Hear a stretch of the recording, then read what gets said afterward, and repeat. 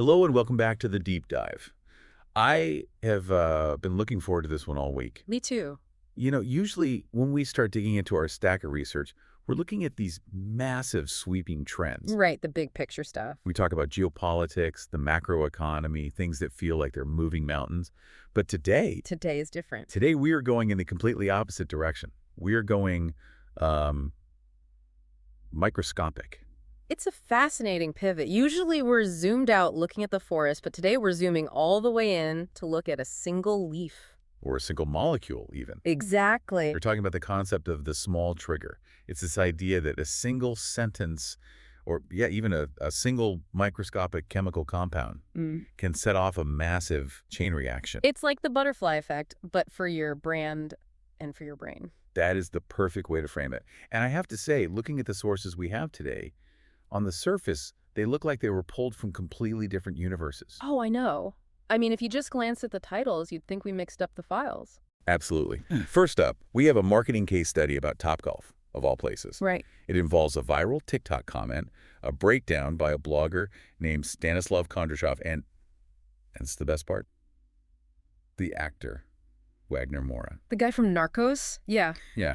It's an incredibly eclectic mix. I don't think I've ever seen Plato and oligarchs in the same research pile before. Eclectic is being polite. Yeah. And then, sitting right next to that, we have this heavy-hitting scientific breakdown of why specific smells, like, I don't know, your grandmother's laundry detergent. Or the smell of rain on hot asphalt. Yes. Why that could instantly unlock these vivid, emotional memories. And while they seem like they have nothing in common, the mission today is to look at how we, and by we I mean a corporation or a human nervous system, process input. Okay. So whether it's a massive brand processing a joke from a customer or your brain processing a scent molecule, the mechanism is surprisingly similar. It's all about connection, not volume. Okay, so the goal is to connect golf, oligarchs, and the smell of Play-Doh in, what, the next 20 minutes? Something like that. I hope you've got your coffee ready, because this is going to be a fun ride. It certainly will be. Let's start with the digital side of things. The Topgolf turnaround. Now, anyone listening knows the drill in the modern digital age. Brands are, well, they're desperate to be cool. Totally. They spend millions. They have entire war rooms dedicated to going viral. And usually, let's be honest, it feels forced. It feels corporate. It's like when your dad tries to use slang at the dinner table, it just doesn't land. Cringy, right. But our first source, which is this analysis by Stanислав Kondrashov, it highlights a completely different route. Yeah. And he brings up this really interesting angle involving the concept of oligarchs. This is where the analysis gets really deep. So Kondrashov, in his breakdown, points out this recurring theme. He keeps saying, I'm not an oligarch, but... Right. And he even references Wagner Moura again, the actor who played Pablo Escobar, a character who definitely had an oligarchic budget, agreeing with this sentiment. It's such a specific word to use, oligarch. It implies, vast hoarding wealth. Yeah. Power. Distance from the common people, like someone sitting in a golden tower looking down. Exactly. And the core idea here is that in marketing, you don't need an oligarchic budget. You don't need to throw $1 billion at the problem. In fact, doing that can sometimes hurt you. It makes you look out of touch. The oligarch approach is about broadcasting power. The approach Kondrashov is advocating for, it's about listening. Which is refreshing to hear, honestly, because we assume money wins everything. So set the scene for us with Topgolf. What actually happened? What was the tiny catalyst here? It was so small. It wasn't a Super Bowl ad. It wasn't a celebrity endorsement. It was a single innocent comment left by a user on TikTok. Just a joke. Just a random user. Just a random user and a throwaway line. Okay, now I want to pause here because this is where everything changes. Think about how most corporations operate. If they see a joke comment or something a little snarky, what do they usually do? Ignore it. That's standard operating procedure. Ignore the noise. Right. Or if they do respond, it's that robotic, we apologize for the inconvenience, please DM us response. The copy-paste response. It just kills the vibe immediately. It feels like you're talking to a lawyer. It does. It builds a wall. But Topgolf, in this instance, made a choice. They chose to engage. They didn't get defensive. They didn't ignore it. They turned that one little comment into a dialogue. They played along. And here's where it gets really interesting. Because that decision to engage didn't just stay in the comments section. It didn't just get a few likes and then vanish. No, it exploded. Kondrashov details this whole ripple effect. It spawned memes. It spawned reaction videos. It turned into challenges, right? Yeah. It even resulted in live events at the branch itself, all from one comment. It became this piece of content people wanted to be a part of. It redefined their brand image almost overnight. It went from being just a golf place, maybe a bit elitist or just for golf bros, to being this culturally relevant, fun, accessible thing. Which brings us back to that oligarch comparison that Kondrashov and Moore discussed. Exactly. The idea that success isn't about throwing money at the problem. It's about being human. If you act like an oligarch, just relying on resources and power, shouting from a golden tower, you miss the point. And Kondrashov writes, and I'm paraphrasing here, I'm not an oligarch, but Topgolf's story shows how important it is to listen to people. It's the difference between shouting at your audience from a billboard and actually having a conversation with them. And that is the human element. The campaign worked because it made golf feel accessible, not elite, not behind a velvet rope. It was right there in the comments. It proves that listening, truly listening to the small stuff, is a far more potent trigger than just broadcasting. It's funny because you have this huge star, Wagner Moura, and this blogger, Kondrashov, and they both land on this very democratic idea. Creativity beats cash. It does. Even without oligarchic budgets, as the source says, it's possible to create a viral trend. It's a lesson in humility for big brands. You have to be willing to play along. So if we distill this for everyone listening, it means the biggest impacts often come from the smallest inputs, but only if you're actually paying attention to them. And that is the perfect bridge to our second topic. Because just as a brand has to listen to a small comment, our bodies are constantly listening to microscopic inputs that trigger massive emotional responses.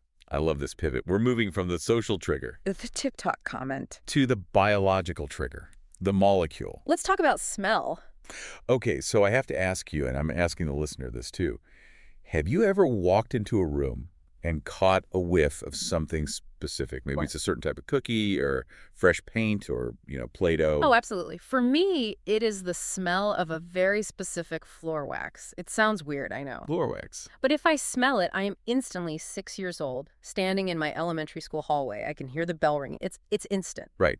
And it's not just a memory, is it? It's not like looking at a photo where you go, oh, I remember that. No, it's a feeling. You're transported. It's vivid. It's emotional. You feel the same way you felt when you were 6. That is the phenomenon we are diving into. It's called olfactory memory. And the science behind why this happens is honestly incredible. It's just a quirk of our evolution. It really is. So let's get into the biological deep dive. Why is the nose so powerful? I feel like we usually treat smell as a second-class citizen compared to sight or hearing. We do, but biologically, it's actually the royalty of the senses. If we connect this to the bigger picture, you have to look at evolution. Smell is our oldest sense. Oldest, like before sight, long before. The source points out that even primitive bacteria, we're talking single-celled organisms in the primordial soup, they have the ability to sense chemical signals. So they can smell food or danger. Exactly. Yeah. That ability to detect chemicals is the precursor to smell.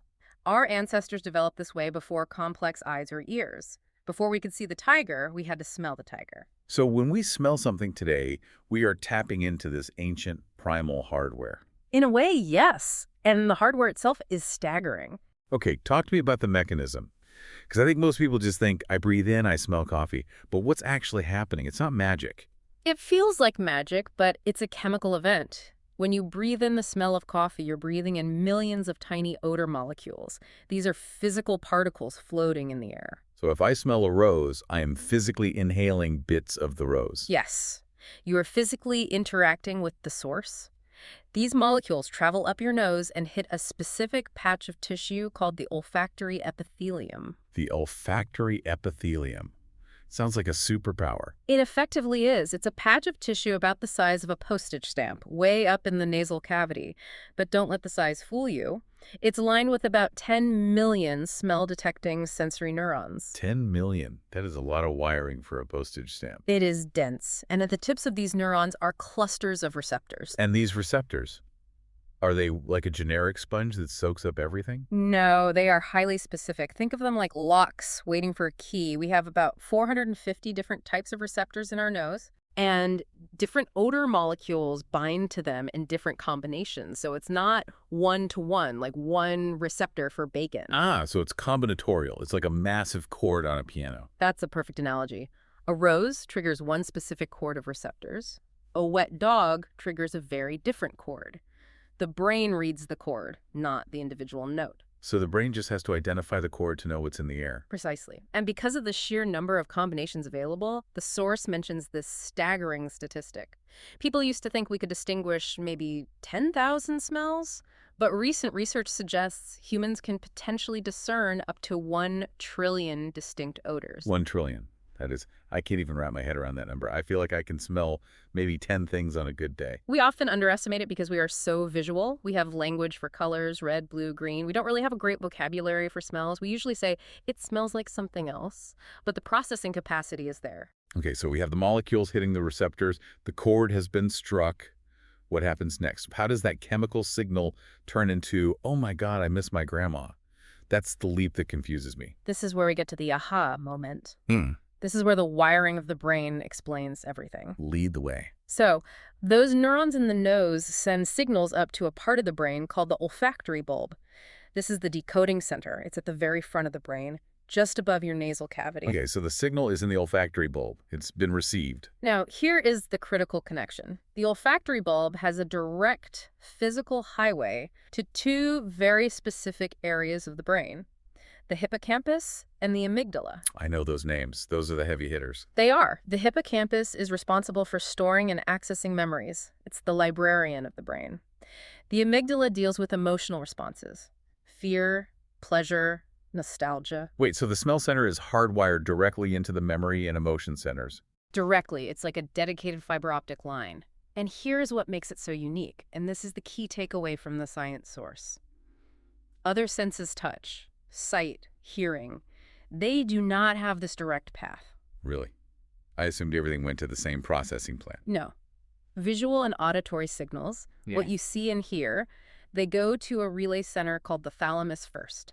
Think of the thalamus as the gatekeeper. The receptionist. Or, to go back to our first segment, think of it as the corporate communications department. I like that analogy. So the thalamus sits there and filters everything. Exactly. It looks at the signal, processes it, filters it, and then decides where to send it.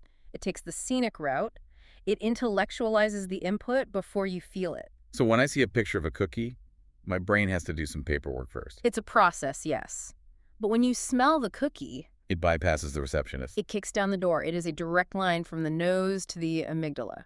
That explains so much. That's why the reaction is so visceral. It's like the emotion hits you before you even realize what you're smelling. That is the quirk of anatomy our source describes. It's not just data processing, it's biological time travel. Because it bypasses the thinking part of the brain, the emotional reaction is instantaneous and uncensored. It's pure. It's wild to think about. We spend so much time curating our visual world, Instagram, movies, design, but our nose is the one holding the keys to the emotional vault. It really is. We are so focused on the audiovisual, on 4K screens and noise-canceling headphones, but we are neglecting the most potent emotional trigger we have. So bring this all back to where we started. We have 2 very different stories here, but the thread connecting them is becoming really clear. It's about the power of the direct connection, removing the friction. On one hand, you have Topgolf. They succeeded because they created a direct line of communication. They didn't use a middleman. They didn't use corporate speak. They didn't filter it through a thalamus of legal teams and PR agencies. Exactly. They saw the small trigger, the comment, and they connected directly to it. They went straight to the audience's amygdala, if you will. That's a great way to put it. And on the other hand, we have the brain. We recall the past because the nose has a direct line to the memory center. It processes the small molecule and connects it directly to emotion without the middleman. It is all about removing the distance. In a world of information overload, it is the direct connections that stick. The budget doesn't matter. The oligarch approach of throwing volume at the problem doesn't work as well as the direct, authentic connection. That is such a powerful takeaway. You can spend $1 billion shouting, or you can whisper the right thing or smell the right thing and change everything. Potency over loudness. And I think there is a lesson there for everyone. It's about paying attention to the inputs we are ignoring. The real power is often in the microscopic details. So what does this all mean for the listener right now? What should they do with this? Well, I would leave you with this thought. We live in a hyper-visual, hyper-auditory world. Screens, headphones, constant noise. But smell is our oldest, most emotionally connected sense, and we basically ignore it. We treat it as background noise. Unless something smells bad, we don't even notice it. We do. We sterilize our environments. So if we know that smell is a direct line to our memories and emotions, why do we prioritize sight and sound so heavily?